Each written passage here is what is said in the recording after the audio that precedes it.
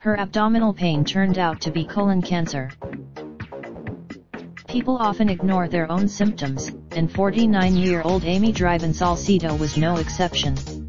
She dismissed the when the pain began, it radiated from hip to hip and then moved to her back.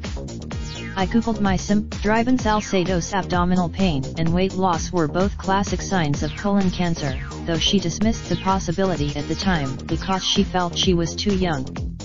Other colon cancer. Finally, in January 2018, Driven Salcedo made an appointment with a gastroenterologist.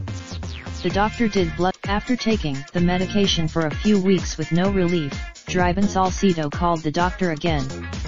I just didn't feel. The MRI revealed multiple tumors in her colon, and her doctor sent her for a colonoscopy right away.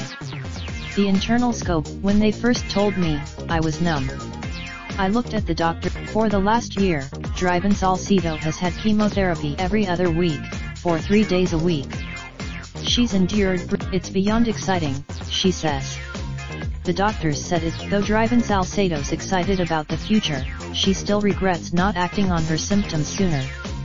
We have to listen to. There are several screening options for colon cancer besides getting a colonoscopy every 10 years, so be sure to discuss all of them with your doctor.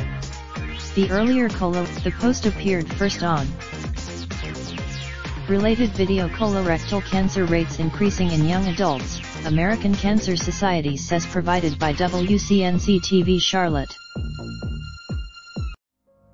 Raindrop, drop top, smoking, no cooking the hot pot.